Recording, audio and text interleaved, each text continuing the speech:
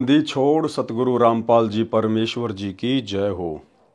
परम पिता परमात्मा सारी सृष्टि के रचनहार कुल मालिक असंख्य ब्रह्मांडों के स्वामी जगत गुरु तीनों लोकों में प्रवेश करके सबका भरण पोषण करने वाले राजाधिराज आत्माधार नाथों के नाथ देवों के देव महादेव सर्वेश्वर महेश्वर मृत्युंजय अजरो अमर आदि अनादि सनातनी प्रभु जगत पिता जगदीश्वर श्री श्री 1008 की उपाधि के वास्तविक अधिकारी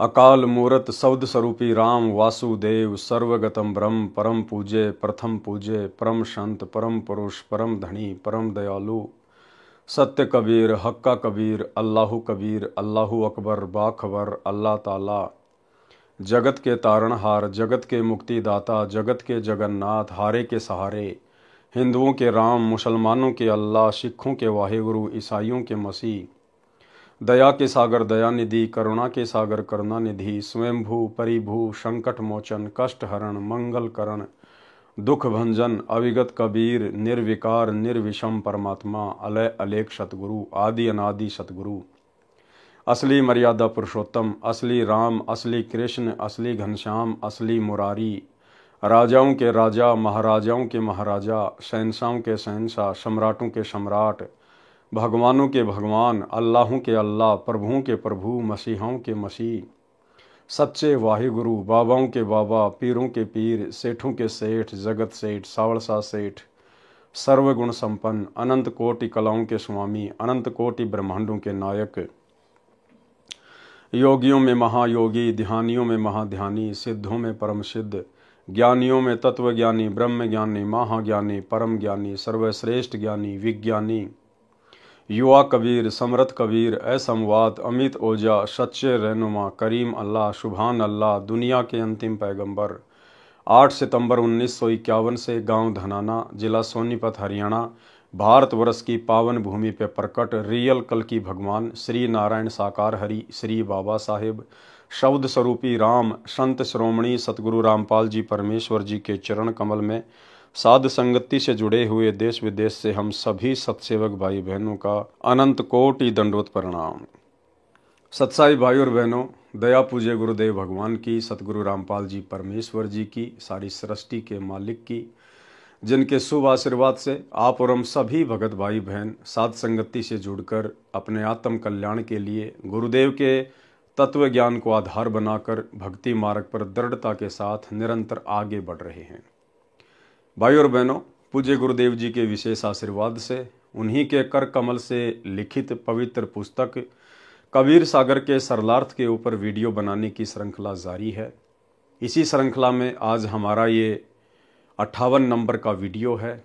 प्रत्येक वीडियो में गुरुदेव के आशीर्वाद से हमें कुछ न कुछ नया सीखने को मिलता है और गुरुदेव भगवान के कर कमल से लिखित होने के कारण इस पवित्र ग्रंथ को मात्र सुनने या पढ़ने से भी हम ढेर सारे पुण्य के भागी बनते हैं।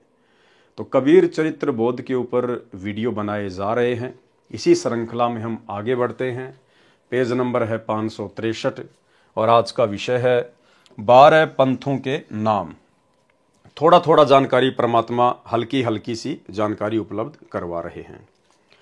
कबीर सागर अध्याय कबीर चरित्र बोध पृष्ठ 1870 पर 12 पंथों के नाम लिखे हैं, जिनमें 12वां पंथ संत गरीबदास गांव छुड़ानी वाले का लिखा है। मैं रामपाल दास सन 1988 में संत गरीबदास जी के पंथ में संत स्वामी रामदेवानंद जी महाराज से दीक्षा लेकर जुड़ा हूं। मैंने 17 फरवरी 1988 फाल्गुन अमावस्या को स्वामी रामदेवानंद जी से दीक्षा ली थी। ये दास रामपाल दास हरियाणा प्रांत में सिंचाई विभाग में सिविल कनिष्ठ अभियंता जूनियर इंजीनियर सिविल के पद पर सरकारी नौकरी करता था। स्वामी जी ने सितंबर 1993 में मुझे सत्संग तथा पाठ करने का आदेश दिया। मैं नौकरी भी करता था और छुट्टी वाले दिन पाठ तथा सत्संग भी करता था। फिर मार्च 1994 में मेरे को अपना उत्तराधिकारी बना दिया तथा नामदान करने का आदेश दे दिया। मैं मई 1995 तक तो छुट्टियों में केवल सेवा करता रहा, परंतु मई 1995 में सरकारी नौकरी से त्यागपत्र दे दिया, जो हरियाणा सरकार द्वारा सन 2000 में स्वीकृत किया गया है। नौकरी से त्यागपत्र देकर दिन रात परमेश्वर की सेवा में निकल पड़ा। हजारों की संख्या में नए भगत मेरे शिष्य हो गए। फाल्गुन शुद्धि प्रथमा एकम विक्रमी संवत 2054 यानी सन 1997 मार्च में परमेश्वर कबीर जी मुझे कुछ समय के लिए एक साधु वेश में मिले तथा कहा कि सार शब्द प्रदान करने का समय उचित है। सार शब्द देना प्रारंभ कर दे। उस समय से पहले न तो मेरे गुरुजी ने किसी को सार शब्द दिया था, केवल मेरे को आदेश हुआ है सार शब्द देने का। कारण यह है कि परमेश्वर कबीर जी ने धर्मदास जी को तो सार शब्द दे दिया था, परंतु उसको आगे किसी को न देने की प्रतिज्ञा करवाई थी। एक चीज ध्यान रखना भाई और बहनों, हमने तो शिक्षा लेनी है, शिक्षा। और निकट भविष्य में जब गुरुदेव भगवान अपनी लीला पूरी करके और अपने सतलोक धाम को चले जाएंगे, उसके बाद हम भाई बहन किसी प्रकार से धोखा ना खा जाएं। यहाँ एक बात कही गुरुदेव भगवान ने, आप और हम भाइयों ने थोड़ा विचार करना चाहिए उस पर। क्या कह रहे हैं परमात्मा? सन 1997 मार्च में परमेश्वर कबीर जी मुझे कुछ समय के लिए एक साधु वेश में मिले। आप और हम साध संगति से जुड़े हुए भाई बहनों को तो ये पक्का विश्वास हो चुका है, मीन में की संशय की कोई गुंजाइश नहीं है कि परमेश्वर अपने आप को छुपाते हुए इस प्रकार की बातें लिख रहे हैं। अन्यथा सतगुरु रामपाल जी परमेश्वर स्वयं ही कबीर भगवान हैं। और कबीर भगवान को भला मार्च 1997 में और दूसरा कबीर भगवान आके कौन मिलेगा? तो साथ संगति से जुड़े हुए भाई बहनों का कंसेप्ट तो बिल्कुल क्लियर है परमेश्वर को लेकर। अब एक बात यहां गुरुदेव कह रहे हैं कि मार्च 1997 में जब कबीर परमेश्वर मुझे एक साधु के रूप में मिले तो उन्होंने मुझे सार शब्द को आगे देने का आदेश दे दिया। ध्यान से देखिएगा, सन 1997 मार्च में परमेश्वर कबीर जी मुझे कुछ समय के लिए एक साधु वेश में मिले तथा कहा कि सार शब्द प्रदान करने का समय उचित है और सार शब्द देना प्रारंभ कर दे। लेकिन ये गलती भाई और बहनों गुरुदेव भगवान के इस पृथ्वी लोक से अपनी लीला पूरी करने के बाद सतलोक जाने के उपरांत आप और हमने बिल्कुल भी नहीं करनी है। हमारे जीवन में आज भी गुरु का सर्वप्रथम महत्व है और गुरुदेव भगवान के सतलोक चले जाने के बाद भी गुरुदेव भगवान का ही प्रथम महत्व रहेगा। यदि सतलोक जाने के बाद हमारी परीक्षार्थ पूज्य गुरुदेव भगवान ने उस दाढ़ी मूछ वाली शकल में, जिसको सतलोक आश्रमों से जुड़ी हुई संगत अपना कबीर भगवान मानती है, यदि दाढ़ी मूछ वाले रूप में हमें दर्शन दिए तो भाई और बहनों हमने उनकी किसी भी बात को स्वीकार नहीं करना है। यानी इस पृथ्वी लोक से जब गुरुदेव सतलोक चले जाएंगे पुण्यात्माओं को नाम दीक्षा देकर कि बच्चों अब तुम मर्यादा में रह के भक्ति करना, मैं ऊपर सतलोक में बैठ के सब कुछ देख रहा हूं, तुम मेरे से एक सेकंड के लिए भी ओझल नहीं हो, दूर नहीं हो, और तुम भी इसी प्रकार से अपने गुरु के ऊपर विश्वास रख के कि मेरा गुरु शब्द रूप में पल पल मेरे साथ में है और जब उनकी आवश्यकता पड़ेगी वे किसी भी समय प्रकट हो सकते हैं और मेरी हर क्रिया को वे पल पल देख रहे हैं। इस प्रकार से तुम्हें भक्ति करनी है। तो गुरुदेव के सतलोक जाने के बाद यदि गुरुदेव ने हमारी परीक्षा के लिए कोई अन्य रूप बना लिया, जिसे ये दुनिया कबीर दास के नाम से जानती है, दाढ़ी मूछ वाला रूप, और गुरुदेव यदि हमारे सामने कभी प्रकट होते हैं या शौपन में कभी आते हैं और यदि वे हमें कोई बात कहते हैं, कोई आदेश देते हैं, तो भाई और बहनों हमने ये गलती नहीं करनी है। हमने केवल उसी रूप वाले आदेश को स्वीकार करना है जो रूप हमारे पूज्य गुरुदेव जी का होगा। उनके अलावा हमने किसी भी रूप वाले आदेश को स्वीकार नहीं करना है, अन्यथा हम उसी समय फेल हो जाएंगे। अब यहां तो सतगुरु रामपाल जी स्वयं परमात्मा है, ये तो भगवान है। हालांकि भक्ति का जो नियम है वो यही होता है कि शिष्य को केवल अपने गुरु का ही आदेश फॉलो करना होता है, लेकिन सतगुरु तो स्वयं कबीर परमात्मा है, इसलिए इनके ऊपर ये कंडीशन लागू नहीं है इसलिए गुरुदेव भगवान कह रहे हैं कि 1997 में मुझे कबीर परमात्मा आके मिले और आगे सार शब्द देने का आदेश दिया। जबकि भक्ति नियम अनुसार तो शिष्य ने अपने गुरु की ही बात माननी पड़ती है, और गुरु यदि पूर्ण है तो शरीर त्यागने के बाद भी शिष्य के समक्ष प्रकट हो जाएगा। लेकिन यहां मामला अलग है, क्योंकि यहां जो आदरणीय राम देवानंद जी थे वे केवल सतगुरु रामपाल जी के मुंह बोले गुरु थे। असल में सतगुरु रामपाल जी उनके सतगुरु थे। और 1997 की बात जो गुरुदेव भगवान कह रहे हैं ये केवल अपने आप को छुपाते हुए, और कबीर सागर में परमात्मा ने 600 साल पहले धर्मदास जी के माध्यम से जो वाणी लिखवाई थी कि जब आवे 5500 पांचा तब ये वचन मेरा होगा साचा, तो उस वाणी को सत्य सिद्ध करने के लिए ये 1997 की घटना का गुरुदेव जिक्र कर रहे हैं।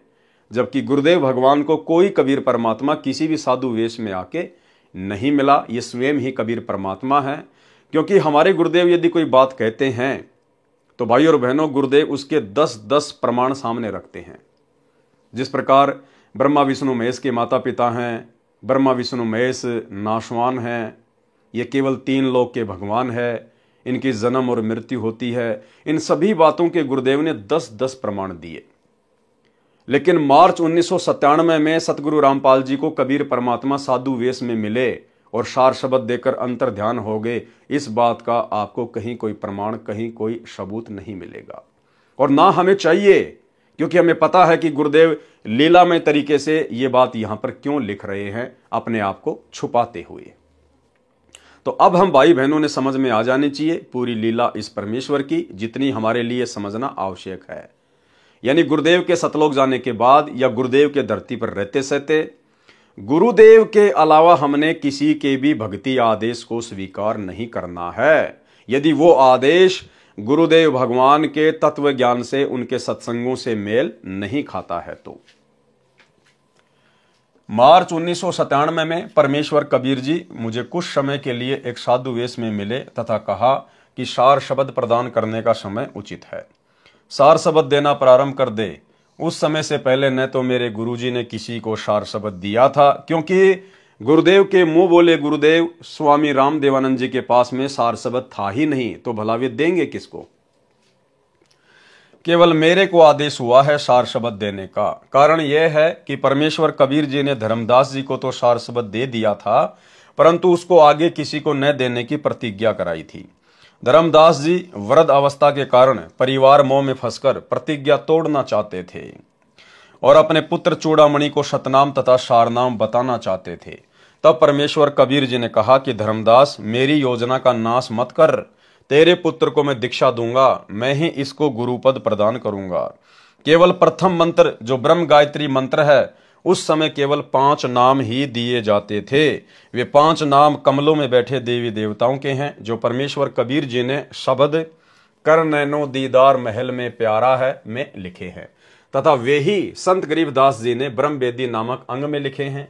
परमेश्वर कबीर जी ने ये ही 5 नाम चूड़ामणि जी को दीक्षा में दिए थे। अब सोचो भाई और बहनों, 650 साल पहले परमात्मा ने जिस आत्मा को गुरु पद दिया, जिस आत्मा को निमित्त बनाया, उसको तो केवल बीच बीच के 5 मंत्र ही दे रहे हैं। प्रथम मंत्र भी पूरा नहीं दिया, ना सतनाम दिया, ना सारनाम दिया। फिर भला धर्मदास जी जो अधिकारी नहीं थे, उनको सार शब्द कैसे दे देंगे, उनको सतनाम कैसे दे देंगे। धर्मदास जी को भी केवल बीच बीच के 5 ही मंत्र मिले थे।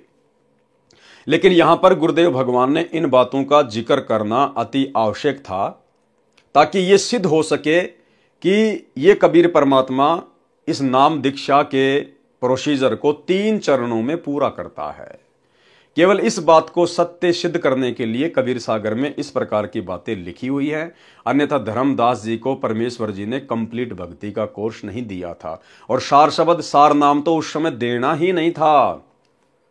परमेश्वर ये सार शब्द तो उस आत्मा को देते हैं जो आत्मा स्वयं मिट जाएगी, लेकिन परमेश्वर की मर्यादाओं को खंडित नहीं होने देगी, अपने गुरुदेव के वचन को नहीं तोड़ेगी, वो आत्मा स्वयं टूट जाएगी। जबकि आगे चल के आप देखिएगा धर्मदास जी की क्या हालत हो गई।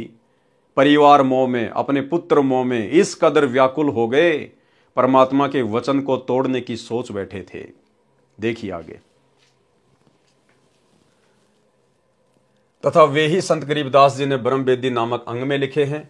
परमेश्वर कबीर जी ने यही 5 नाम चूड़ामणि जी को दीक्षा में दिए थे तथा इन्हीं को आगे दीक्षा रूप में देने का आदेश दिया था। चूड़ामणि जी को तो सतनाम जो 2 अक्षर का है, जिसमें एक ओम है तथा एक अन्य मंत्र है, भी नहीं दिया था। यानी चूड़ामणि जी को जो अधिकारी था उसको परमात्मा ने सतनाम भी नहीं दिया था। जब धर्मदास जी अधिक व्याकुल हो गए, कहा कि हे प्रभु, मेरे वंशजों को न तो सतनाम मिला न सार शब्द मिला, इनका कल्याण कैसे होगा? आप तो कह रहे हो कि तेरे 42 वंशों को पार करूंगा।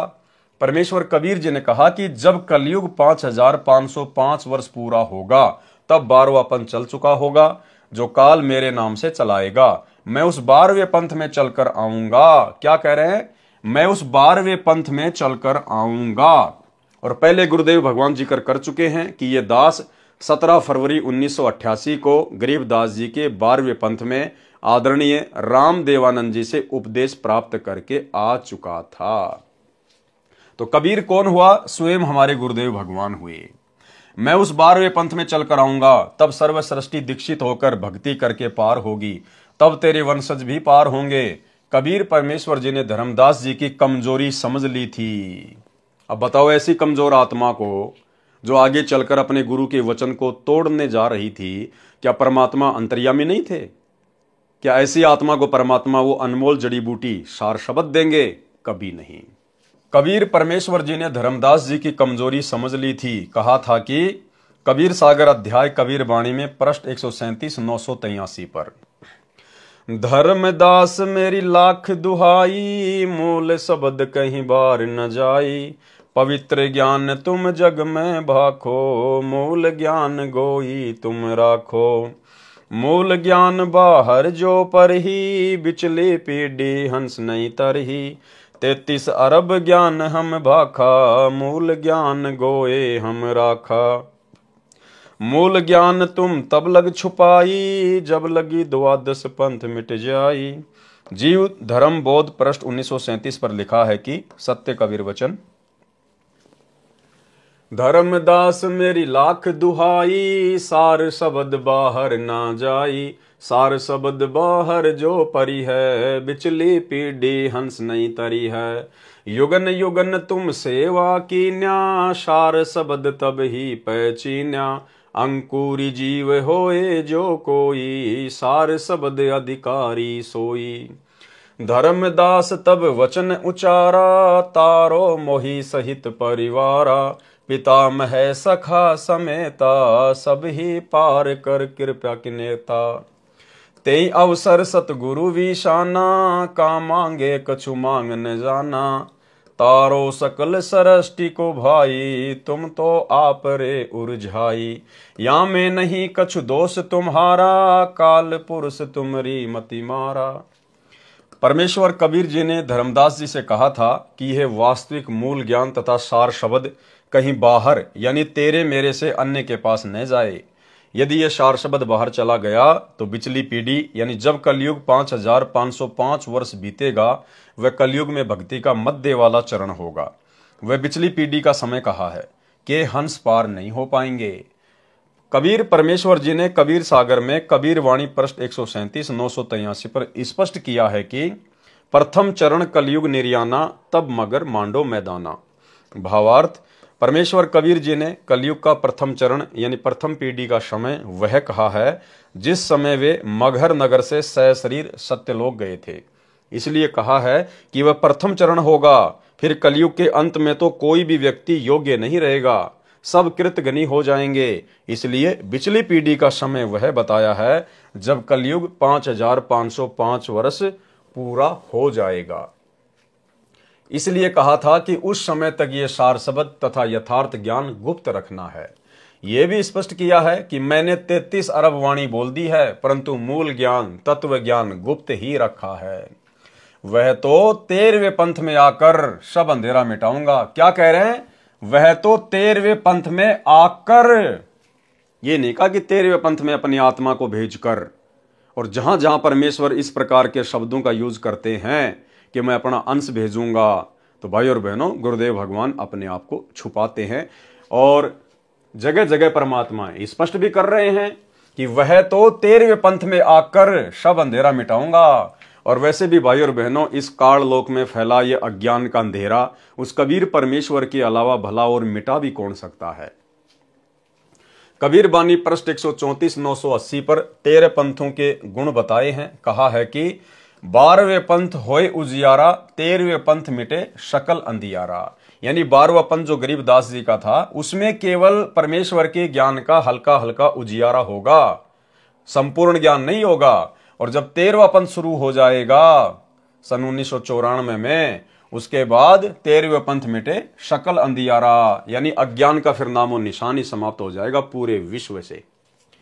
भावार्थ, 12वां पंथ संत गरीबदास जी का है।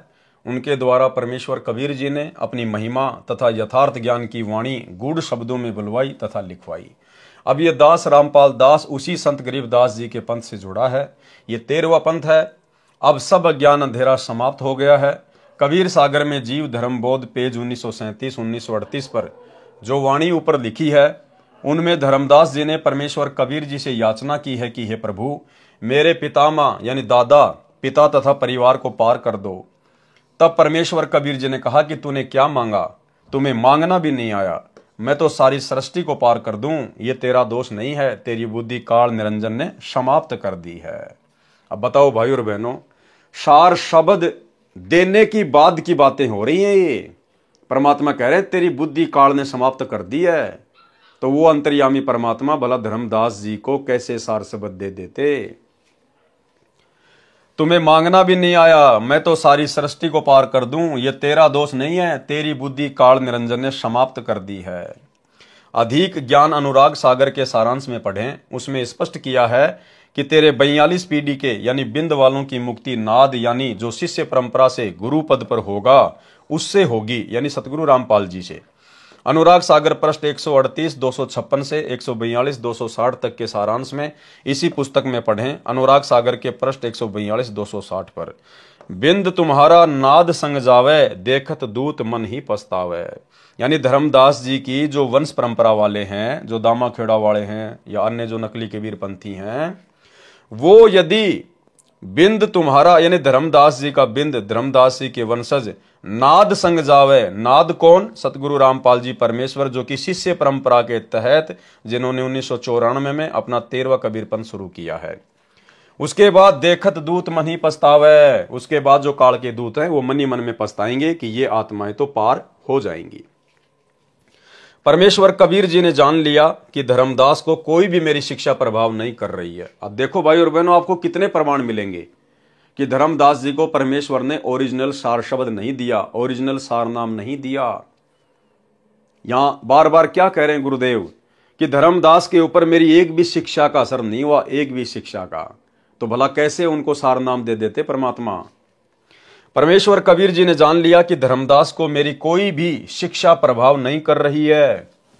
वृद्ध अवस्था के कारण इसका दिमाग डगमग हो चुका है। तब धर्मदास जी को परमेश्वर कबीर जी उड़ीसा में उस स्थान पर ले गए जहां परमेश्वर कबीर जी ने पत्थर के चोरा यानी चबूतरे पर बैठकर समुद्र को रोककर जगन्नाथ का मंदिर टूटने से बचाया था, जिसे अब जगन्नाथपुरी के नाम से जाना जाता है। धर्मदास जी को वहां ले जाकर परमेश्वर कबीर जी ने ज्ञान पुनः दृढ़ किया। बार बार मन में दोष आने से कि नाम बता दूं अपने परिवार को, जो परमेश्वर कबीर जी यानी गुरु जी की आज्ञा का उल्लंघन करने का विचार था, उससे वे नाम रहित हो चुके थे। उड़ीसा में धर्मदास जी के पुनः तीनों नाम शुद्ध किए। तब धर्मदास जी सचेत हुए और परमेश्वर कबीर जी से कहा कि हे प्रभु, वृद्ध अवस्था के कारण मेरा मन डगमग हो जाता है। मैं कभी गलती करके ये गुप्त भेद अपने परिवार को बता दूंगा, मुझे सतलोक भेज दो, मैं परिवार मोह में फंसा हूं। अब बताओ, सार शब्द तो परमात्मा उस आत्मा को देते हैं जो परिवार मोह से बिल्कुल बाहर निकल जाता है, जिसकी सुरती सतलोक में लग जाती है, जिसको भक्ति और अपने गुरु के अलावा कुछ भी दिखाई नहीं देता। और धर्मदास जी अपनी कितनी बड़ी कमजोरी सिद्ध कर रहे हैं कि भगवान मुझे सतलोक भेज दो, मैं तो बूढ़ा हो गया, मेरा दिमाग डगमग हो गया, मैं कभी भी आपका ये गुप्त भेद अपने वंशजों को बता दूंगा। तो ऐसी आत्मा को भला कैसे परमात्मा वो अनमोल नाम देंगे। तब परमेश्वर कबीर जी ने धर्मदास जी के परिवार के समक्ष, यानी उस समय चूड़ामणि पुत्र तथा पत्नी आमिनी देवी भी उपस्थित थे, जीवित को पृथ्वी में समाधि दे दी, यानी जीवित को मिट्टी में दबा दिया। अब यहाँ कुछ एक भगत भाई बहनों को शंका हो जाती है कि भाई जब धर्मदास जी को परमात्मा ने जीवित ही मिट्टी में दबाया तो धर्मदास जी को तो बड़ी तकलीफ हुई होगी, उनकी तो श्वासें रुक गई होंगी, वो तो तड़प तड़प के मरे होंगे। परमात्मा ने ऐसा क्यों किया? भगवान तो वैसे भी शरीर छुड़वा सकता था। तो भाई और बहनों, हमने अपने गुरुदेव भगवान की, अपने परमात्मा की किसी भी लीला पर संदेह व्यक्त नहीं करना चाहिए। परमेश्वर का कोई भी कार्य होता है वो लीलामय होता है। आपको दो उदाहरण देते हैं। सबसे पहला उदाहरण तैमूर लंग का। जब तैमूर लंग को परमेश्वर ने खाना खाते खाते तैमूर लंग की माँ की प्रार्थना पर कि महाराज जी दया करो, हम बहुत गरीब हैं, थोड़ा धन दे दो, तो परमेश्वर ने एक लोहे की सांकल उठाई और तैमूर लंग की पीठ में जोर जोर से सात मारी। और तैमूर की मां ने सोचा कि ये महात्मा तो पागल है, कोई पागल, इतना सोचा ही था। परमात्मा अंतर्ध्यान हो गए। बाद में तैमूर लंग ने बताया कि मां, आपने बाबा के बारे में ऐसा नहीं सोचना चाहिए था। हे मां, जब वो बाबा मेरी पिटाई कर रहे थे मुझे तो पता भी नहीं चल रहा था कि बाबा मेरी पिटाई कर रहा है, मुझे तो महसूस ही नहीं हुआ। सबसे पहला उदाहरण तो ये। दूसरा उदाहरण आपको एक भगत का इंटरव्यू सुनाते हैं, भगत करमवीर दास, झज्जर, हरियाणा से। काफी समय पहले से गुरुदेव भगवान से जुड़ चुका था और उसको कोई बीमारी हो गई, कोई तकलीफ हो गई शरीर में, और डॉक्टर जब उसके शरीर से मवाद निकालते थे इंजेक्शन से तो उसको भयंकर पीड़ा होती थी, भयंकर पीड़ा, चिल्लाता था। एक समय उसने परमात्मा से अर्ज करी, अरदास करी कि हे परमेश्वर दया करो, दया करो। तो गुरुदेव भगवान ने उसको दर्शन दिए और परमेश्वर ने कहा कि बेटा ले तू ये मंत्र जाप करना जिस समय वो डॉक्टर तेरी मवाद निकालने के लिए आए। उसने ऐसा ही किया। जिस समय डॉक्टर आए उसने वो शब्द उच्चारण किया जो भी गुरुदेव भगवान ने उसको दिया, और उसके बाद उसको महसूस भी नहीं हुआ कि डॉक्टरों ने कब मेरे शरीर से मवाद निकाल ली है। डॉक्टर भी हैरान कि भाई आज आप चिल्लाए क्यों नहीं, आप रोए क्यों नहीं, आपको तो हम लोग जो है पकड़ पकड़ के मवाद निकाला करते थे और आज हमने उसी प्रोसीजर से मवाद निकाली है और आपको महसूस भी नहीं हुआ। तब उसने कहा जी ये बातें आपकी समझ से बाहर की हैं। ये छोटा सा इंटरव्यू है, सुन लीजिए। नमस्कार सर। सत साहिब जी। सर क्या नाम है आपका? मेरा नाम है जी करमवीर दास। करमवीर जी आप कहाँ से हैं? मैं गांव बागपुर से जी, जिला झज्जर, हरियाणा से। सर संत रामपाल जी महाराज से कब जुड़े आप? मैं संत रामपाल जी महाराज से जी सन 2004 में कबीर प्रकट दिवस पर। सर संत रामपाल जी महाराज से नाम उपदेश लेने से पहले क्या आप कोई भक्ति साधना भी करते थे? जी हमको किसी भी पंथ से नहीं जुड़े थे। एक गांव में दादा दुनियाड़ा की मंडी थी जी, वहाँ पर मंगलवार को जोत लगाते थे, प्रसाद चढ़ाते थे जी।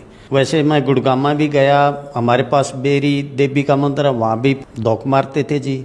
मेन मतलब हम किसी की पूजा नहीं करते थे जी। सर जी उनकी हमें भक्ति का उनका ज्ञान ही नहीं था। हम देवी की पूजा करते थे, कढ़ाई करते थे, लेकिन देवी का असली मंत्र का भी नहीं पता था।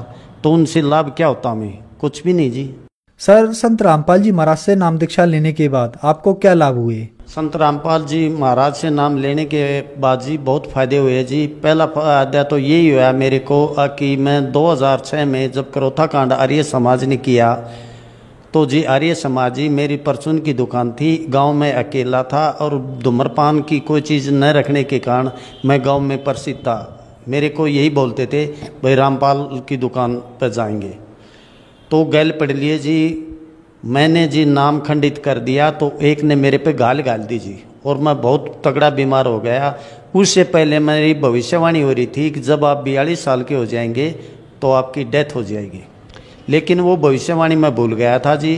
तो गाल गलने के बाद में मैं इतना बीमार पड़ गया जी, मेरे को पता ही नहीं मेरे साथ क्या हो रहा है।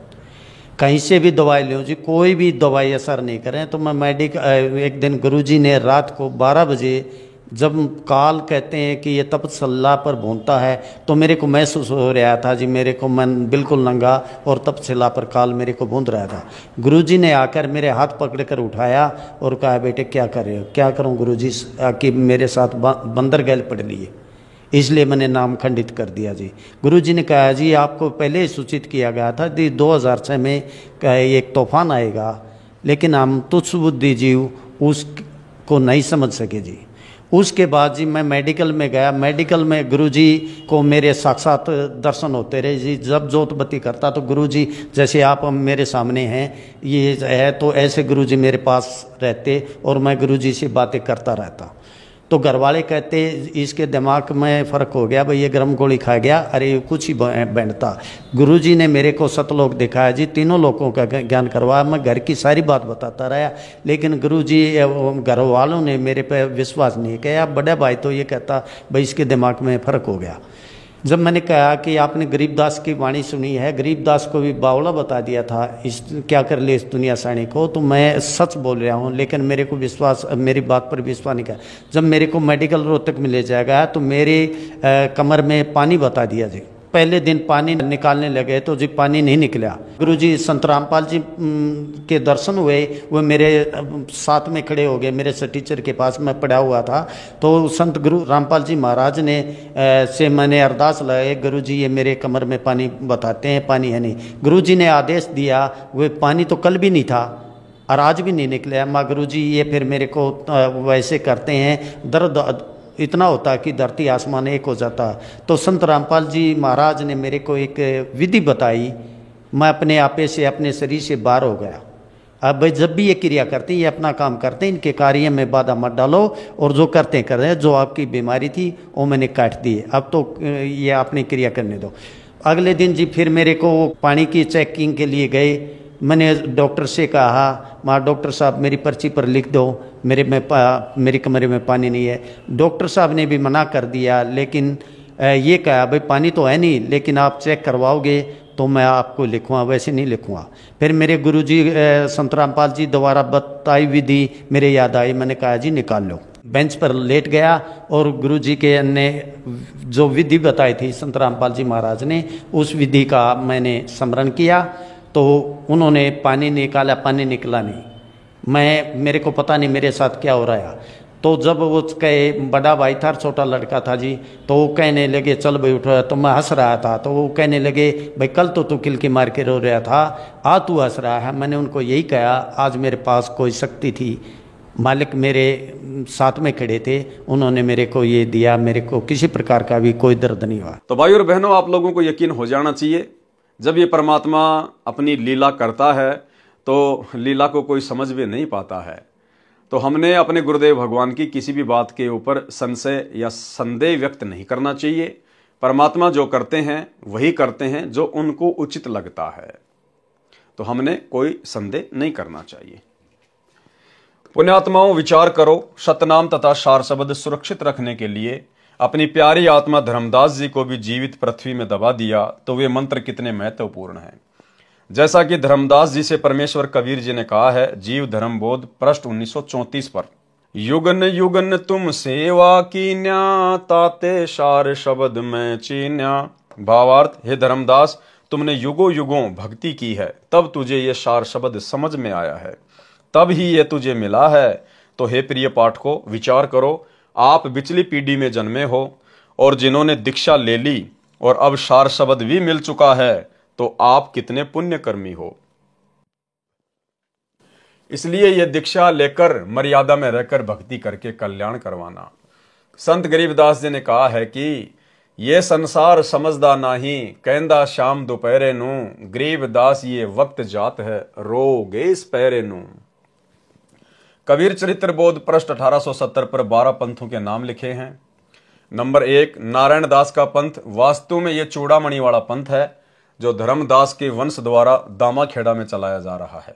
पूरा विवरण इसी पुस्तक में कबीर बाणी के पृष्ठ 134 980 से 137 983 तक के सारांश में पढ़ें, जिस पर पहले वीडियो बन चुका है।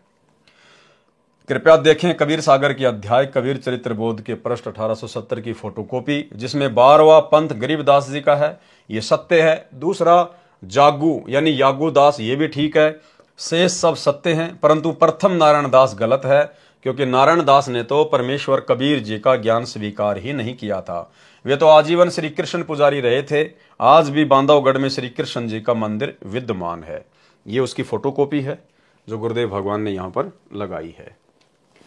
कबीर चरित्र बोध पृष्ठ 1871 पर महाप्रलय का वर्णन गलत है। यथार्थ वर्णन इसी पुस्तक में पृष्ठ 71 से 77 तक पढ़ें, जिसके ऊपर पहले वीडियो बन चुके हैं।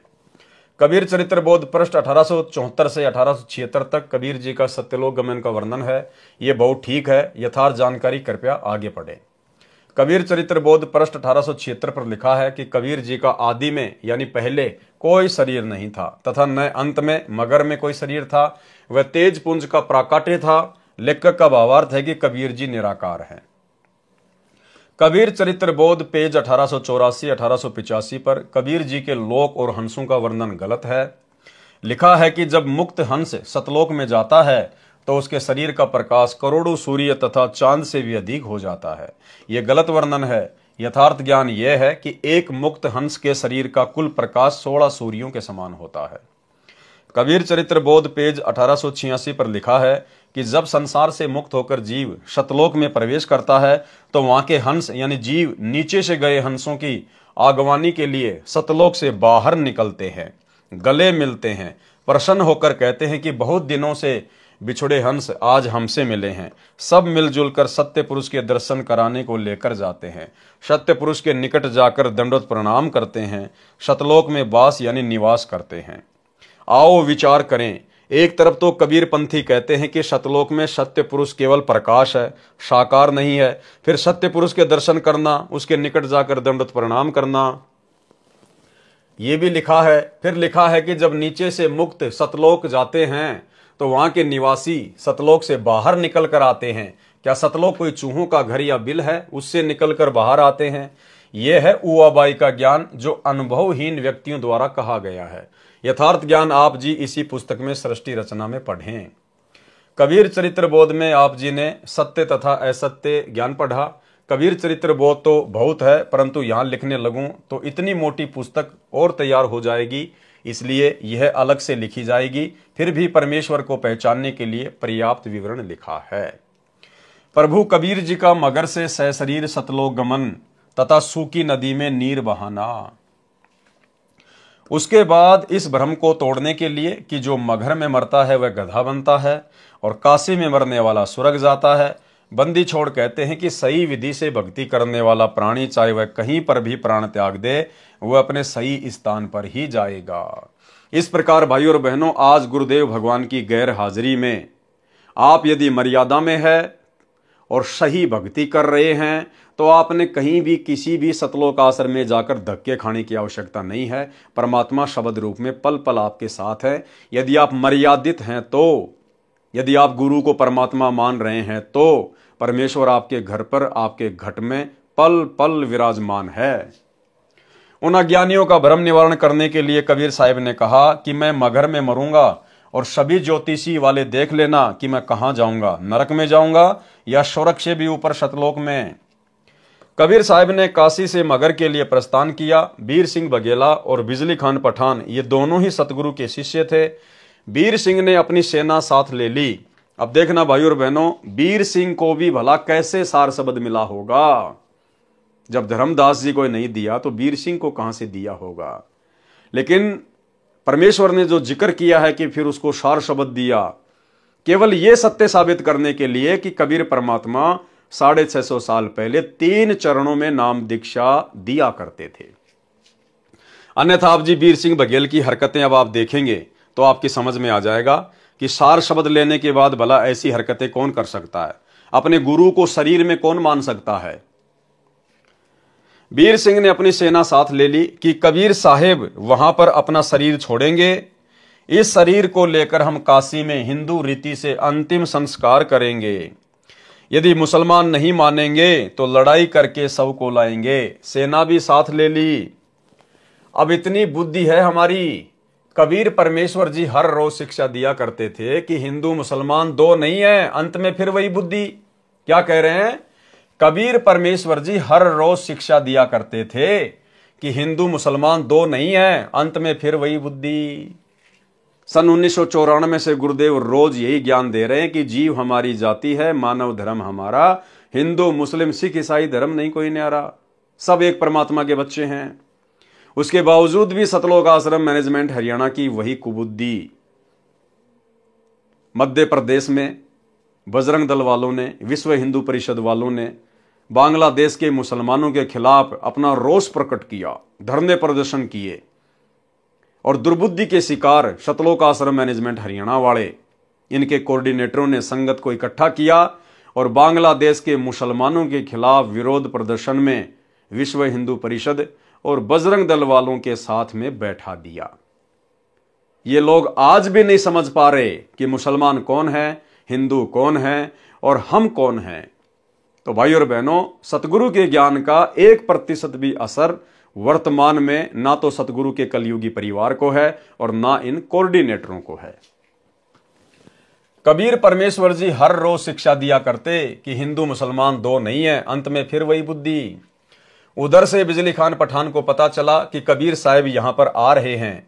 बिजली खान पठान ने सतगुरु तथा सर्व आने वाले भक्तों तथा दर्शकों की खाने तथा पीने की सारी व्यवस्था की और कहा कि सेना तुम भी तैयार कर लो, हम अपने पीर कबीर साहिब का यहां पर मुसलमान विधि से अंतिम संस्कार करेंगे। कबीर साहिब के मगर पहुंचने के बाद बिजली खान ने कहा कि महाराज जी स्नान करो। कबीर साहिब ने कहा कि बहते पानी में स्नान करूंगा। बिजली खान ने कहा कि सतगुरुदेव यहां पर साथ में एक आमी नदी है, वह भगवान शिव के श्राप से सूखी पड़ी है, उसमें पानी नहीं है। जैसी व्यवस्था दास से हो पाई है पानी का प्रबंध करवाया है, आपके स्नान के लिए प्रबंध किया है, लेकिन संगत बहुत आ गई, इनके नहाने की तो बात नहीं बन पाएगी। पीने का पानी पर्याप्त मात्रा में बाहर से मंगवा रखा है।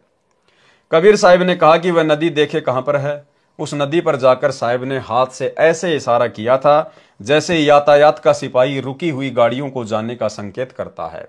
वह आमी नदी पानी से पूरी तरह भरकर चल पड़ी। बोलो सतगुरुदेव की जय। सत साहेब, ये आमी नदी वहां पर अभी भी विद्यमान है। सबने जय जयकार की। साहिब ने कहा कि एक चादर नीचे बिछाओ, एक मैं ऊपर ओढ़ूंगा, क्योंकि वे जानी जान तो थे। कहने लगे कि ये सेना कैसे ला रखी है तुमने। अब बिजली खान पठान और वीर सिंह बघेला आमने सामने खड़े हैं। उन्होंने तो मुंह लटका लिया और बोले नहीं। वे दूसरे हिंदू और मुसलमान बिना नाम वाले बोले कि जी हम आपका अंतिम संस्कार अपनी विधि से करेंगे। दूसरे कहते हैं कि हम अपनी विधि से करेंगे। चढ़ा ली बाहें, उठा लिए हथियार तथा कहने लगे कि आ जाओ। कबीर साहब ने कहा, रे नादानो, क्या मैंने यही शिक्षा दी थी 120 वर्ष तक? इस मिट्टी का तुम क्या करोगे? चाहे फूंक दो या गाड़ दो, इससे क्या मिलेगा? तुमने क्या शिक्षा ली मेरे से?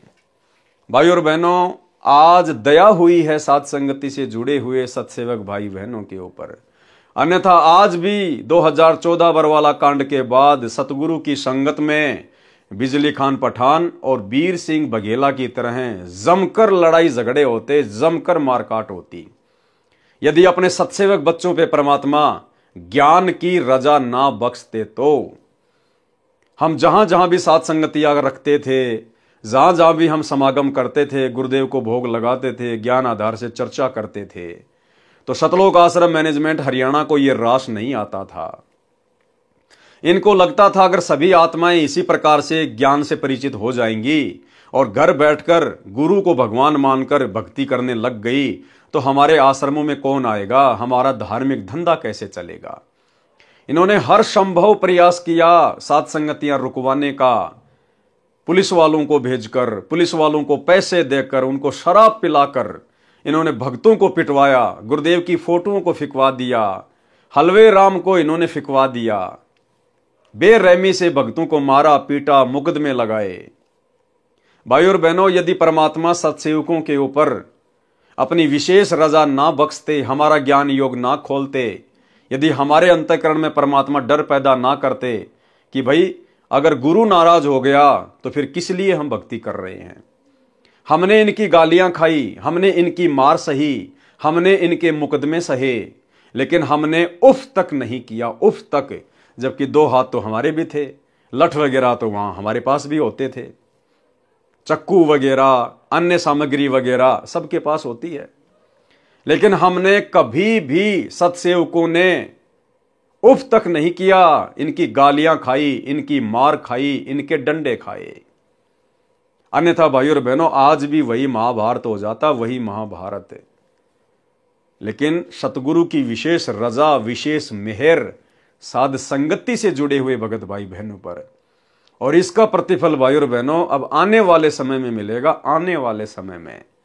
क्योंकि सतगुरु के विशेष नजदीक, उनकी विशेष सेवाओं में केवल सत्सेवक भाई बहन ही 24 घंटे उपस्थित रहेंगे। और जिन्होंने अपनी अज्ञानता और नादानी और मूर्खता का परिचय दे दिया, बरवाला कांड के बाद लड़ाई झगड़े करके, मार पिटाई करके, गुरुदेव के सत्संगों के विरुद्ध कुकर्म करके, आने वाले समय में भाई और बहनों उन लोगों को गुरु के दर्शन भी दुर्लभ होंगे, दर्शन भी दुर्लभ। इससे क्या मिलेगा? तुमने क्या शिक्षा ली मेरे से? सुन लो, यदि झगड़ा कर लिया तो मेरे से बुरा नहीं होगा। वे जानते थे कि ये कबीर साहिब परम शक्ति युक्त हैं, यदि कुछ कह दिया तो बात बिगड़ जाएगी। शांत हो गए, पर मन में यही था कि शरीर छोड़ने दो, हमने तो यही करना है। वे तो जानी जान थे, उस दिन गृह युद्ध शुरू हो जाता, सत्यानाश हो जाता, यदि साहिब अपनी कृपया न बख्शते। कबीर साहिब ने कहा कि एक काम कर लेना, तुम मेरे शरीर को आधा आधा काट लेना, परंतु लड़ना मत। ये मेरा अंतिम आदेश सुन लो और मानो। इसमें जो वस्तु मिले उसको आधा आधा कर लेना। महीना माघ शुक्ल पक्ष तिथि एकादशी, विक्रमी संवत 1575, 1575 सन 1518 को कबीर साहिब ने एक चादर नीचे बिछाई और एक ऊपर ओढ़ ली। कुछ फूल कबीर साहिब के नीचे वाली चादर पर 2 इंच मोटाई में बिछा दिए। थोड़ी सी देर में आकाशवाणी हुई कि मैं तो जा रहा हूं सतलोक में, सुरग से भी ऊपर, देख लो चादर उठाकर, इसमें कोई शव नहीं है। जो वस्तु है वे आधी आधी ले लेना, परंतु लड़ना नहीं। जब चादर उठाई तो सुगंधित फूलों का ढेर शव के समान ऊंचा मिला। बोलो सतगुरुदेव की जय, सत साहिब। अब सोचिए भाई और बहनों, जिस वीर सिंह बघेल की हरकत के कारण उसका गुरु अंत में महादुखी होके सतलोक गमन से पहले ये शब्द कह रहा है कि ये मेरा अंतिम आदेश है, मेरी अंतिम पुकार है, लड़ना मत, मेरे शरीर को काट लेना। भला उस वीर सिंह बघेल को परमात्मा ने कैसे सार शब्द दिया होगा? वीर देव सिंह बघेल और बिजली खान पठान एक दूसरे के सीने से लगकर ऐसे रोने लगे जैसे कि बच्चों की मां मर जाती है। अब भाई रोने से क्या फायदा? अब चिल्लाने से क्या फायदा? अब पछताने से क्या फायदा? जब समय था उस समय सतगुरु को पहचानते, सतगुरु की शिक्षाओं पे चलते, अमल करते। अब सतगुरु के जाने के बाद तुम कितने बड़े भगत बन जाओ, तुम कितने पश्चाताप करो, उन चीजों का कोई लेना देना नहीं होता। फिर तो वहां पर रुदन मच गया। हिंदू और मुसलमानों का प्यार सदा के लिए अटूट बन गया। एक दूसरे को सीने से लगाकर हिंदू और मुसलमान रो रहे थे। कहने लगे कि हम समझे नहीं, ये तो वास्तव में अल्लाह आए हुए थे। और यही गलती, यही पश्चाताप आने वाले दिनों में सतलोक आश्रम मैनेजमेंट हरियाणा, गुरुदेव का कलयुगी परिवार, ये कोऑर्डिनेटर और इन सतलोक आश्रमों से जुड़ी हुई तमाम संगत को होने वाला है कि भाई यदि हम भी समय रहते साध संगति से जुड़ जाते, अपने गुरु को भगवान मान के, घर को आश्रम बना के, ज्ञान को आधार बना के भक्ति करते, तो हमारा जीवन सफल हो जाता। लेकिन भाई अब तो कुछ भी हाथ नहीं आया। और ऊपर आकाश में प्रकाश का गोला जा रहा था। बोलो सतगुरुदेव जी की जय, सत साहिब। तो वहां मगर में दोनों धर्मों, हिंदुओं तथा मुसलमानों ने एक एक चादर तथा आधे आधे सुगंधित फूल लेकर 100 फुट के अंतर में एक एक यादगार भिन्न भिन्न बनाई, जो आज भी विद्यमान है। तथा कुछ फूल लाकर काशी में, जहां कबीर साहिब एक चबूतरे पर बैठकर सत्संग किया करते थे, वहां काशी चौरा नाम से यादगार बनाई। अब वहां पर बहुत बड़ा आश्रम बना हुआ है। मगर में दोनों यादगारों के बीच में एक सांझला द्वार भी है। आपस में कोई भेदभाव नहीं है। ये उसके चित्र हैं। मगर स्थान जहां पर हिंदुओं तथा मुसलमानों द्वारा बनाई गई 7-7 यादगार। हिंदू और मुसलमान ऐसे रहते हैं कि जैसे माँ जाए भाई रहा करते हैं। उनसे हमने बात की थी तो उन्होंने कहा कि हमारी आज तक धर्म के नाम पर कोई लड़ाई नहीं हुई। वैसे कहां सुनी तो घर के घर में हो जाती है, फिर भी हमारी आपस में धर्म के नाम पर लड़ाई नहीं होती है। बिजली खान पठान ने दोनों यादगारों के नाम 500 बीघा जमीन दी, जिसमें हिंदू तथा मुसलमान अपने प्रबंधक कमेटी बनाकर व्यवस्थित किए हैं। ये दास संत रामपाल दास जी महाराज अपने सैकड़ों सेवकों सहित 3 बार इस ऐतिहासिक धार्मिक स्थल को देखकर आ चुके हैं। वहां जाकर ऐसा लगता है जैसे हमने सच्चाई का खजाना प्राप्त हो गया हो। बोलो सतगुरुदेव जी की जय। सत साहेब। गरीबदास जी महाराज जी की वाणी से पारक का अंग। चले कबीर मगर के ताई, तहां वहां फूलन सेज बिछाई। दोनों दिन अधिक प्रभाऊ, दोषी दुश्मन और सब साऊ। तहां बिजली खा चले पठाना, वीर सिंह बघेला पद परवाना। काशी उमटी चली मगर को, कोई न पावे तास डगर को। वैरागी सन्यासी जोगी, चले मगर को शब्द वियोगी। 3 रोज में पहुंचे जाई, तहां वहां सुमरण राम खुदाई। दहू दीन है बाहा जोरी, शस्त्र बांधी लिए भय गोरी। वह गाड़े वह जारन कहीं, दोनों दिन अधिक सो फही। तहां कबीर कहीं एक भाषा, शस्त्र करे सो ताही तलाका। शस्त्र करे सो हमरा द्रोही। क्या कह रहे हैं परमात्मा? क्या कहा उस समय कि जो भी हथियार उठाएगा वो मेरा द्रोही है। शस्त्र करे सो हमरा द्रोही। अब सतलोक आश्रम मैनेजमेंट हरियाणा वालों ने तो भाई और बहनों सात संगत वालों को लठों से मारा है, लठों से। ये परमात्मा के द्रोही हैं, परमेश्वर के द्रोही। शस्त्र करे सो हमरा द्रोही, जाकी पैज पिछोड़ी होई। सुन बिजली खां बात हमारी, हम हैं शब्द रूप निराकारी। वीर सिंह बघेला बिनती करी है, हे सतगुरु तुम किस विधि मरी है। अब बताओ, वीर सिंह बघेला कह रहा कि भगवान आप कैसे मरोगे, किस प्रकार से मरोगे, शरीर छोड़ोगे या सह शरीर जाओगे? बताओ कैसे उसको सार शब्द मिला होगा। वीर सिंह बघेला बिनती करी है, हे सतगुरु तुम किस विधि मरी है। तावा चादर फूल बिछाए, सीजा छाड़ी पद ही समाए। 2 चादर दहु दीन उठावे, ताके मध्य कबीर न पावे। तहां वहां अविगत फूल सुवासी, मगर घोर और चोरा काशी। अविगत रूप अलख निर्वाणी, तहां वहां नीर छीर दिया छानी। दोहा, शंख जुगन जुग जगत में पद परवानी है न्यार। गरीब दास कबीर हुरी, अविगत अधरी आधार। बंदी छोड़ गरीबदास जी महाराज जी की वाणी से सदग्रंथ प्रश्न नंबर 781 782। कीन्या मगर पियाना सतगुरु, कीन्या मगर पियाना सतगुरु, कीन्या मगर पियाना हो। दोनों दिन चले संग जाके, हिंदू मुसलमाना हो। दोनों दिन चले संग जाके, हिंदू मुसलमाना हो। मुक्ति खेत को छोड़ चले हैं, तज काशी अस्ताना हो। मुक्ति खेत को छोड़ चले हैं, तज काशी अस्ताना हो। शाह सिकंदर कदम लेते हैं, शाह सिकंदर कदम लेते हैं, बादशाह सुल्ताना हो। दोनों दिन चले संग जाके, हिंदू मुसलमाना हो। देखो भाई और बहनों, यहां परमात्मा ने मुक्ति खेत कहा है। मुक्ति खेत यानी इस पृथ्वी लोक पर जन्म प्राप्त करके ही मुक्ति प्राप्त की जा सकती है। तो कितना बड़ा सौभाग्य! ये आप और हमारी अपनी कोई कोशिश नहीं है।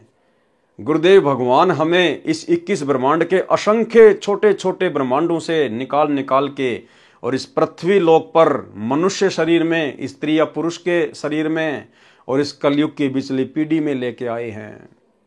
अन्यथा भाई और बहनों, मोक्ष के तो केवल सपने ले सकते हैं। इस पृथ्वी लोक पर मनुष्य शरीर प्राप्त किए बिना और इस पूर्ण सतगुरु की शरण में आए बिना, और वो भी एक कलयुग की बिचली पीढ़ी, मोक्ष संभव नहीं। तो ये सारा का सारा जुगाड़ गुरुदेव भगवान ने स्वयं जोड़ा है, इसलिए हमने इसको सीरियस लेना है। 4 वेद के वक्ता संग है, खोजी बड़े बयाना हो। 4 वेद के वक्ता संग हैं, खोजी बड़े बयाना हो।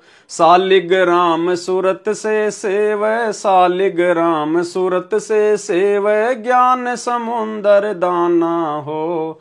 दोनों दिन चले संग जाके, हिंदू मुसलमाना हो। सट दर्शन जाके संग चाले, गावत वाणी नाना हो। सट दर्शन जाके संग चाले, गावत वाणी नाना हो। अपना अपना इष्ट संभाले, अपना अपना इष्ट संभाले, बाचे पोथी पाना हो। दोनों दिन चले संग जाके, हिंदू मुसलमाना हो। चादर फूल बिछाए, सतगुरु देखे सकल जिहाना हो। चादर फूल बिछाए, सतगुरु देखे सकल जिहाना हो। चार दाग से रहत जुलैदी, चार दाग से रहत जुलैदी, अविगत अलख अमाना हो। दोनों दिन चले संग जाके, हिंदू मुसलमाना हो। वीर सिंह बघेला कर विनती, बिजली खान पठाना हो। वीर सिंह बघेला कर विनती, बिजली खान पठाना हो। दो चादर बख्शीश करी है, दो चादर बख्शीश करी है, दीन्यायो परवाना हो। दोनों दिन चले संग जाके, हिंदू मुसलमाना हो। नूर नूर निर्गुण पद मेला, देख भय हैराना हो। नूर नूर निर्गुण पद मेला, देख भय हैराना हो। पद ल्यो लीन भय अविनाशी, पद ल्यो लीन भय अविनाशी, पाए पिंड ना प्राणा हो। दोनों दिन चले संग जाके, हिंदू मुसलमाना हो। शब्द स्वरूप साहेब सरबंगी, शब्दें शब्द समाना हो। शब्द स्वरूप साहेब सरबंगी, शब्दें शब्द समाना हो। दास गरीब कबीर अरस में, दास गरीब कबीर अरस में, फर्क ध्वजा निशाना हो। दोनों दिन चले संग जाके, हिंदू मुसलमाना हो। जब कबीर साहेब सतलोक जा रहे थे, उस समय आदि माया प्रकृति ने फिर जाल बिछाया। एक सुंदर स्त्री अप्सरा का रूप बनाकर कबीर साहेब को भोग विलास के लिए प्रेरित करती है। ये शिक्षा है भाई और बहनों, आप और हमारे लिए। जिस प्रकार हमारा यहां से शरीर छूटेगा और जब हम सूक्ष्म शरीर में ऊपर की यात्रा करेंगे त्रिकुटी के लिए, तो इसी प्रकार से भाई और बहनों आप और हमारे साथ भी छलबल किए जाएंगे 72 करोड़ अप्सराओं के द्वारा। अन्य जो युवा सुंदर सुंदर जो काल के दूत होंगे, जो पुरुष होंगे, उनके द्वारा माता बहनों को अपने षड्यंत्र में फंसाने के लिए। और जैसी हमारी सोच भोग विलास को लेकर, गंदे कर्मों को लेकर, जैसी हमारी सोच इस पृथ्वी लोक पर स्थूल शरीर में रहेगी, ज्यों की त्यों सूक्ष्म शरीर में विद्यमान रहेगी। और जिसके सूक्ष्म शरीर में वो सोच विद्यमान होगी, वो भाई और बहनों 101% इस काल के षड्यंत्र में फंसेगा। इसलिए परमेश्वर अपनी वाणियों में कहते हैं कि भग भोग्या भग उपजय, और भग से बचा न कोई, और जो कोई भग से बचे भगत कहावे सोई। यानी जिस दिन आप इस भोग विलास वाले कर्म से दूर होंगे, उस दिन तो आपकी भक्ति शुरू होगी। आप वास्तव में एक भगत की कैटेगरी में समझे जाएंगे। तो ये आप और हम भगत भाई बहनों के लिए शिक्षा है। और देखो कितनी बड़ी रजा कर दी गुरुदेव भगवान ने साध संगति से जुड़ी हुई आत्माओं के ऊपर। इसलिए दास बार बार कहता है कि जो साध संगति है वो पूर्ण मोक्ष प्राप्ति के लिए सतगुरु रामपाल जी भगवान का ट्रेनिंग सेंटर है। यदि आप सतलोक के लिए एक नेक हंस बन सकते हैं तो साध संगति से जुड़कर ही बन सकते हैं, दूसरा कोई तरीका नहीं है। और गुरुदेव भगवान के विशेष आशीर्वाद से, उनकी रजा के बिना तो यह संभव ही नहीं है कि युवा अवस्था में 25-25, 30-30 वर्ष की उम्र में सतसेवक भाई बहन आपस में जो पहले पति पत्नी के रिश्ते में थे, अब भाई बहन के रिश्ते में कन्वर्ट हो चुके हैं। कुछ एक आत्माओं को तो ये ज्ञान यहां तक समझ में आ गया, उनको तो इतना भय पैदा हो गया है कि भाई अगर गुरुदेव भगवान के हिसार जेल से बाहर आने से पहले विशेषकर यदि सतसेवकों ने इस कुक्रम से दूरी नहीं बनाई तो क्या पता भाई हमारा नंबर पड़े या ना पड़े। और उन्होंने ज्ञान को आधार बनाकर आपस में सलाह मशवरा करके सहमति करके दोनों ने, भगत और भगतमती ने, कि भाई भाड़ में जाए, ठीक है, शादी का हमारा संस्कार था वो पूरा हो गया है, दोनों मिलके अपनी भक्ति करेंगे। ना जाने ये कर्म भोग विलास वाले हम कितने असंख्य जन्मों से करते हुए आ रहे हैं। आज हमारे नाम के कितने गांव बसे होंगे, हमें क्या मिला, हमें क्या प्राप्त हुआ सिवाय लक 84 के। तो ये शरीर तो हमने अपने गुरुदेव के चरणों में समर्पित करना पड़ेगा। कोटि शीश तूने दे दिए यम राजा की फेट, एक शीश दे के देख ले सतगुरु अपने की भेंट। तो उन भाई बहनों ने तो, जिनके संतान भी नहीं है, उन्होंने भी भाई बहन के रिश्ते कायम कर लिए कि भैया मुक्ति चाहिए, मोक्ष चाहिए। ये कुकर्म करते तो असंख्य जन्म बीत गए। और यदि भाई और बहनों हमारी यही भावना यहां पर बनी रही तो जैसे ही हमारा शरीर छूटेगा तो सूक्ष्म शरीर में वही भावना रहेगी और काल हमें झप लेगा, क्योंकि यह तो हमें महसूस होगा ही नहीं कि हम त्रिकुटी की यात्रा पे जा रहे हैं। महसूस यही होगा कि हम तो किसी समागम में जा रहे हैं, सत्संग में जा रहे हैं, पता ही नहीं चलेगा।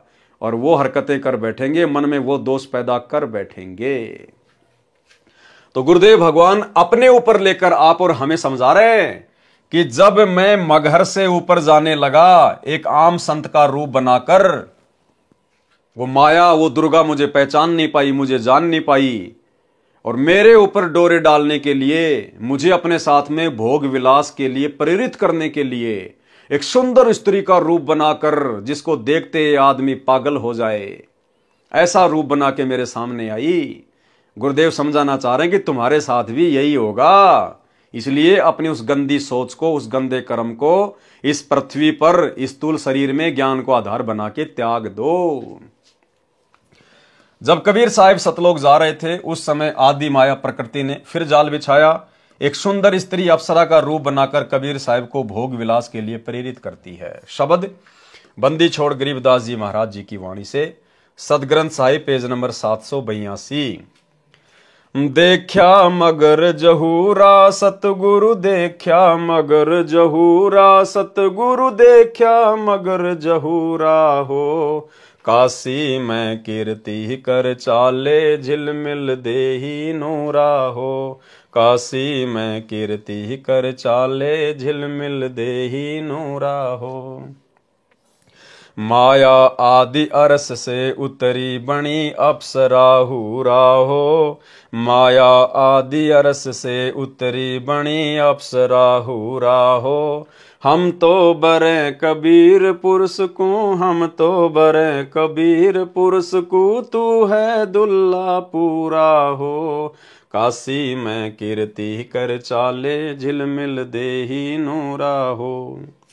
माया कहे कबीर पुरुष से देखो बदन जहूरा हो। माया कहे कबीर पुरुष से देखो बदन जहूरा हो। अरस विमान सुरग में मंदिर, अरस विमान सुरग में मंदिर, भोगे हमको सूरा हो। काशी में कीर्ति कर चाले झिलमिल देही नूरा हो। वो माया, वो दुर्गा अपने बाप के सामने आके खड़ी होगी, लेकिन पहचान नहीं पाई, और कहा कि देखो मेरा शरीर कैसे झिलमिल कर रहा है, देखो बदन जहूरा हो। अर्धनग्न होके खड़ी हो गई और कह रही है मैं तुम्हें अरस विमान दूंगी, मैं तुम्हें स्वर्ग में स्थान दूंगी, आप मेरे साथ में भोग विलास कीजिएगा। कहें कबीर सुनो री माया, कुटिल नजर तुम घूरा हो। कि मेरे को ऐसे कुटिल नजरों से क्यों घूर रही है। कहे कबीर सुनो री माया, कुटिल नजर तुम घूरा हो। जिन भोगी सोई कल रोगी, जिन भोगी सोही कल रोगी, हो गए धूरम धूरा हो। काशी में कीर्ति कर चाले झिलमिल देही नूरा हो। कहते इस माया को, माया के बहुत सारे रूप बताए परमात्मा ने, इसमें स्त्री भोग भी एक माया है। और कहते हैं जिन जिन लोगों ने इस माया को भोगा है, मेरी शरण में आने के बाद, कहते हैं वो हमेशा नीचे ही गिरा है। माया कहे कबीर पुरुष से मैं हूँ जग से दूरा हो। माया कहे कबीर पुरुष से मैं हूँ जग से दूरा हो। मैं तुम्हारी पटरानी दासी, मैं तुम्हारी पटरानी दासी, राखों पलक हजूरा हो। काशी में कीर्ति कर चाले, झिलमिल देही नूरा हो। कहें कबीर सुनोरी माया, तुम हो लड्डू बूरा हो। कहें कबीर सुनोरी माया, तुम हो लड्डू बूरा हो। जो तुझे खावे सो बह जावे, जो तुझे खावे सो बह जावे, तास अकल के कूरा हो। यानी वो भगत जो मेरी शरण में आने के बाद भी तेरे चक्कर में पड़ा रहता है, कहते हैं वो तो बुद्धि से भ्रष्ट है। जो तुझे खावे सो बह जावे, जो तुझे खावे सो बह जावे, तास अकल के कूरा हो। काशी में कीर्ति कर चाले, झिलमिल देही नूरा हो। श्वेत मुकुट जहां श्वेत छतर है, बाजै अनहद तूरा हो। श्वेत मुकुट जहां श्वेत छतर है, बाजै अनहद तूरा हो। दास गरीब कहे सुनि माया, दास गरीब कहे सुनि माया, हमसे रहियो दूरा हो। काशी में कीर्ति कर चाले, झिलमिल नहीं दूरा हो। कबीर सागर सरलार्थ वाणी। माया सतगुरु से अटकी, माया सतगुरु से अटकी। फिर ये दुर्गा कबीर परमात्मा सतगुरु रामपाल जी भगवान के साथ में वाद विवाद करने लगी। जब देखा कि ये सीधे तरीके से मेरे जाल में नहीं फंस रहा है, फिर वाद विवाद करने लगी। माया सतगुरु से अटकी, माया सतगुरु से अटकी, जोगनी हमरे क्यों भटकी, जोगनी हमरे क्यों भटकी। कि मेरे रास्ते में क्यों आ रही है, मैं तो भगत हूँ परमात्मा का, मुझे तो मोक्ष प्राप्त करना है, मैं इस माया वाया के चक्कर में पड़ने वाला नहीं हूँ। यानी आप और हमारी भी सोच यही होनी चाहिए। यदि हमारे सामने भी जब हम त्रिकुटी की यात्रा करेंगे और अगर इस प्रकार की परिस्थितियां पैदा हो गई तो, लेकिन उस समय हम सामना जब करेंगे जब हम धरती पर वर्तमान में भक्ति करते करते इतनी दृढ़ता अपने अंदर पैदा करेंगे। हम तो भगली गर जोगी, हम तो भगली गर जोगी, हम ना माया के भोगी, हम ना माया के भोगी। अब जो वर्तमान में ही कार कोठी बनाने में, अपने बच्चों को बड़े बड़े इंजीनियर डॉक्टर बनाने में जो भगत लगे हुए हैं, बड़ी बड़ी स्कूलों में बड़ी बड़ी कोचिंग में पढ़ा रहे हैं, प्लाट पे प्लाट लेके पटके हुए हैं, वो भला फिर वहां कैसे बचेंगे।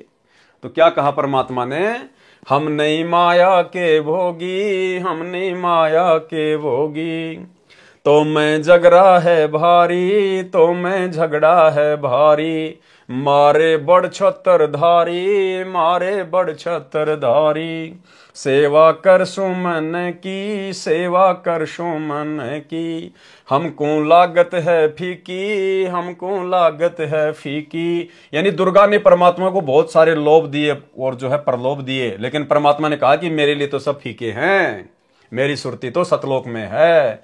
हमको लागत है फीकी, हमको लागत है फीकी। हमरी सार नहीं जानी, हमरी सार नहीं जानी, अरे तुत गाल दई घाणी, अरे तुत गाल दई घाणी। यानी दुर्गा ने उद्मस्त उतार दिया, हर प्रकार से हर चाल चली अपनी परमात्मा को फंसाने के लिए। चलती फिरती क्यों नाही तू, चलती फिरती क्यों नाही, हम रहते अवगत पद माही, हम रहते अवगत पद माही। हम रहते अवगत पद माही यानी हमारा ध्यान उस अविगत पद में है, हमारी सुरती सतलोक में है। हम यहाँ के किसी भी भोग के इच्छुक नहीं है। इंद्रदा राज कागदा विष्टा ना भोगा इंद्राणी नो।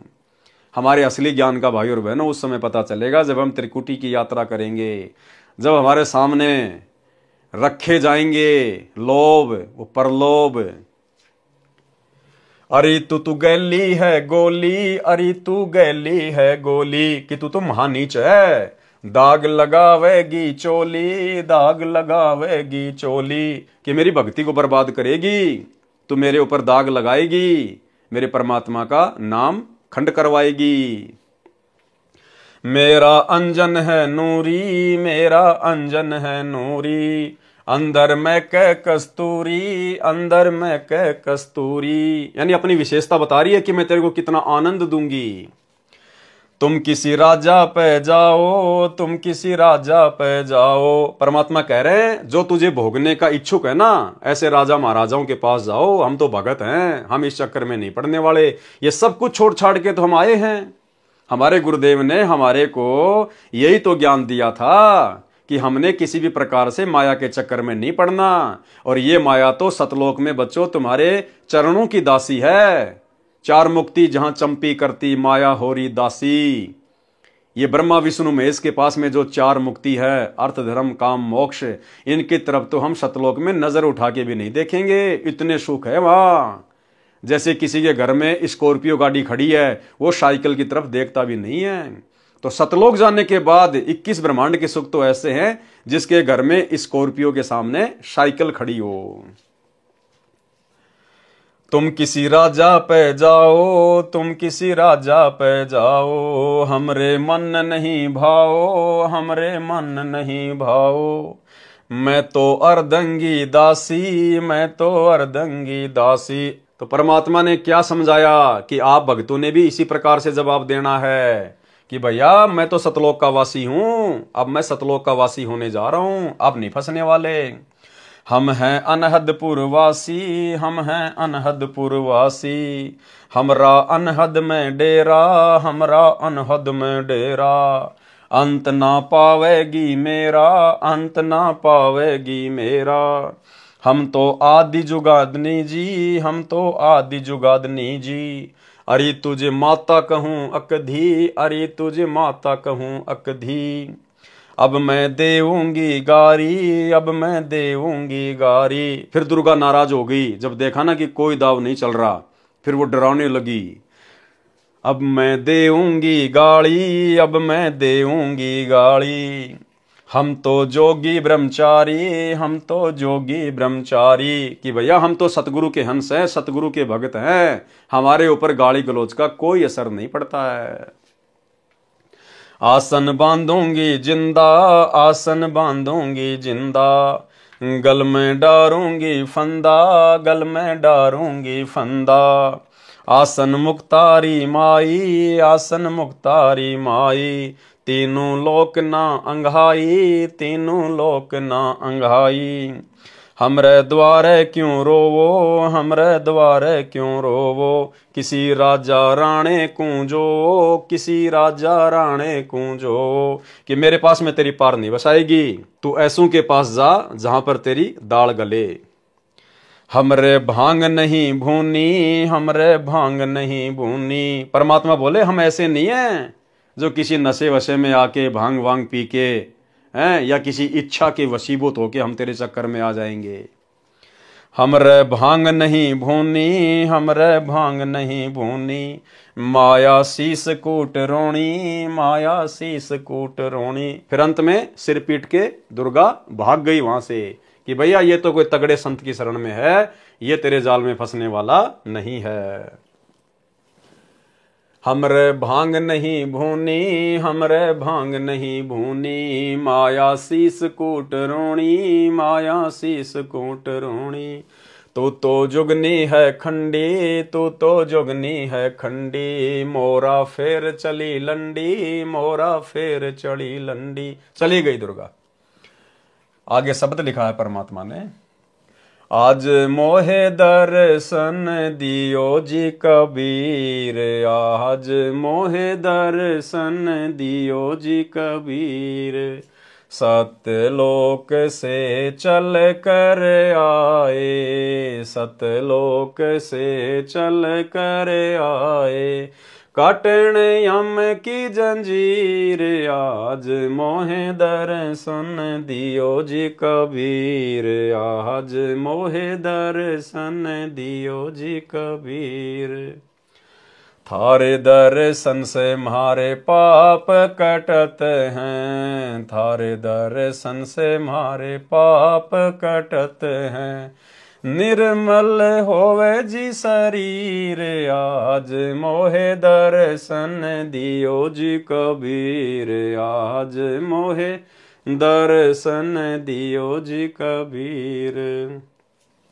अमृत भोजन मारे सतगुरु जी मैं, अमृत भोजन मारे सतगुरु जी मैं, शब्द दूध की खीर आज मोहे दर्शन दियो जी कबीर, आज मोहे दर्शन दियो जी कबीर।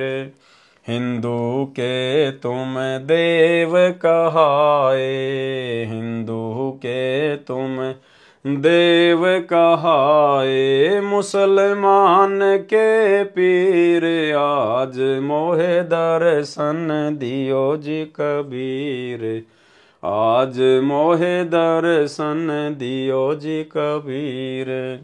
दोनों दीन का झगड़ा छिड़ गया, दोनों दीन का झगड़ा छिड़ गया, टोए न पाए शरीर आज मोहे दर्शन दियो जी कबीर, आज मोहे दर्शन दियो जी कबीर। धर्मदास की अर्ज गुशाई, धर्मदास की अर्ज गुशाई, खेवा लगाइयो पर तीर आज मोहे दर्शन दियो जी कबीर, आज मोहे दर्शन दियो जी कबीर। मलुकदास जी को परमेश्वर कबीर जी संत रूप में मिले थे। उनको सत्यलोक ले जाकर वापस छोड़ा था, अपनी महिमा से परिचित करवाया। उसके पश्चात संत मलुकदास जी ने कबीर जी की महिमा का गुणगान किया। अगम निगम बोध के पृष्ठ 45 1735 पर मलुकदास जी का शब्द है। जपोरे मन साहेब नाम कबीर, जपोरे मन साहेब नाम कबीर, एक समय गुरु बंसी बजाई कालंदरी के तीर, एक समय गुरु बंसी बजाई कालंदरी के तीर, सुर नर मुनि सब चकित भये, रुक गया यमुना नीर, जपोरे मन साहेब नाम कबीर। काशी तज गुरु मगहर आए दो दिन के पीर, काशी तज गुरु मगहर आए दोनों दिन के पीर। कोई गाड़े कोई अग्नि जलावे, कोई गाड़े कोई अग्नि जलावे, नेक न धरते धीर, जपोरे मन साहेब नाम कबीर, जपोरे मन साहेब नाम कबीर। चार दाग से सतगुरु न्यारा अजरो अमर शरीर, चार दाग से सतगुरु न्यारा अजरो अमर। जगन्नाथ का मंदिर बचाया, जगन्नाथ का मंदिर बचाया, ऐसे गहर गंभीर, जपोरे मन साहेब नाम कबीर, जपोरे मन साहेब नाम कबीर। दास मलुक सलूक कहते खोजो कसम कबीर।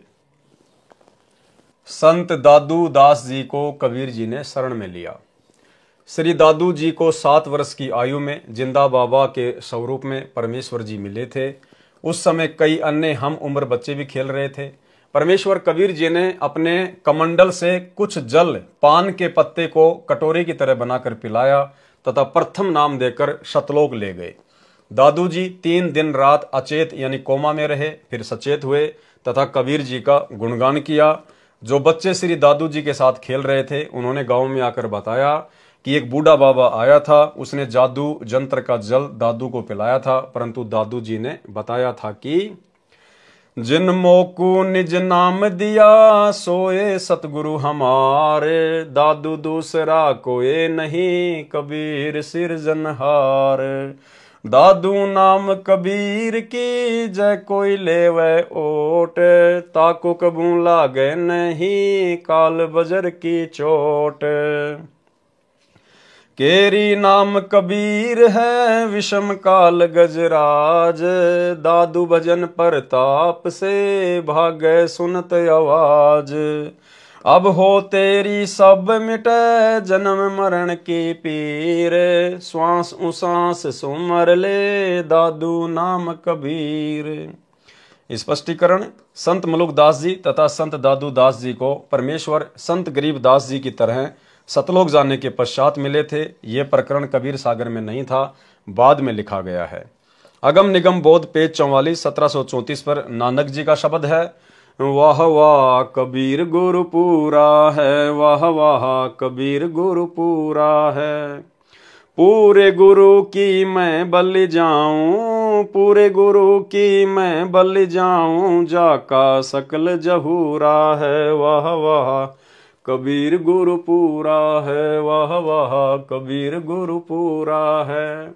अधर दुलूचे पड़े गुरुवन के, अधुर दुलूचे पड़े गुरुवन के, शिव ब्रह्मा जासूरा है, वाह वाह कबीर गुरु पूरा है, वाह वाह कबीर गुरु पूरा है। श्वेत ध्वजा फरकत गुरुवन की, श्वेत ध्वजा फरकत गुरुवन की, बाजत अनहद तूरा है, वाह वाह कबीर गुरु पूरा है, वाह वाह कबीर गुरु पूरा है। पूर्ण कबीर सकल घट दरस, पूर्ण कबीर सकल घट दरस, हरदम हाल हजूरा है, वाह वाह कबीर गुरु पूरा है, वाह वाह कबीर गुरु पूरा है। नाम कबीर जप बड़े भागी, नाम कबीर जप बड़े भागी, नानक चरण को धूरा है, वाह वाह कबीर गुरु पूरा है, वाह वाह कबीर गुरु पूरा है। अगम निगम बोध पेज 46 पर प्रमाण दिया है कि महादेव जी के पूज्य इष्ट देव कबीर परमेश्वर जी हैं। ये बोध सागर से उसकी फोटोकॉपी है, जो कि ये बनावटी है। ये जो संस्कृत है ये किसी कबीर पंथी ने अपनी तरफ से बना के लिखी हुई है। ये फोटोकॉपी कबीर सागर के अध्याय अगम निगम बोध के पेज 46 की है। इसमें किसी अन्य ने यह महादेव पार्वती का प्रकरण लिखा है। यह शुद्ध संस्कृत नहीं है। फिर भी सच्चाई यह है कि पार्वती ने पूछा कि आप जिस कबीर की महिमा बताते हो वह कौन है। श्री शिव जी ने गोल मोल उत्तर दिया, कैसे कर्ता वैसे ब्रह्म तथा रैसे सब में रमणे के कारण परमात्मा कबीर कहलाता है। वास्तव में परमेश्वर कबीर जी तीनों देवताओं श्री ब्रह्मा जी, श्री विष्णु जी तथा श्री शिव जी को उनके लोकों में जाकर मिले थे, उनको शिष्य बनाया था। संत गरीबदास जी ने इसको बहुत अच्छा सत्य वर्णन किया है। वह इस प्रकार है, आदि अंत हमरे नाही, नई मध्य मिलावा मूल, ब्रह्मा ज्ञान सुनाइया धरी पिंडा अस्तूल। श्वेत भूमि को हम गए जहां विष्णु विशंबर नाथ, हरियम हीरा नाम दे अष्ट कमल दल स्वात। हम बैरागी ब्रह्म पद सन्यासी महादेव, सोहम नाम दिया शंकर को करे हमारी सेव। आप जी ने पढ़ा कि शिव जी ने कबीर जी को अपना प्रभु माना है। उपरोक्त वर्णन में परमेश्वर कबीर जी ने काल ब्रह्म तथा उसके पुत्रों की पूजा का ज्ञान तथा लाभ हानि बताई। परमेश्वर जी ने स्पष्ट किया है कि कबीर तीन देव की जो करते भक्ति, उनकी कबूना हो वे मुक्ति। ब्रह्मा विष्णु महेश माया और धर्मराया कहिए, इन पांचों मिल प्रपंच बनाया, वाणी हमरी लइए। कबीर सागर के अध्याय कबीर चरित्र बोध का सारांश संपूर्ण हुआ। सत साहिब। तो भाइयों और बहनों, आज के वीडियो में केवल इतना ही। पूज्य गुरुदेव भगवान के आशीर्वाद से कल रात्रि 8 बजे फिर से एक नए वीडियो में एक विशेष जानकारी के साथ परमात्मा की बहुत ही मार्मिक वाणियां आदि ग्रंथ से, सदग्रंथ साहिब से परमेश्वर की वाणियों को हम पढ़ेंगे। अति आनंद आएगा क्योंकि ये स्वयं सिद्ध वाणियां हैं। तो कल रात्रि 8 बजे सभी भाई बहन फिर से लाइव जुड़िए दास के Facebook page Pawan Das is live के ऊपर। तब तक गुरुदेव भगवान हम सबको आज्ञा दें, इजाजत दें, आशीर्वाद दें। बंदी छोड़ सतगुरु रामपाल जी भगवान की जय हो।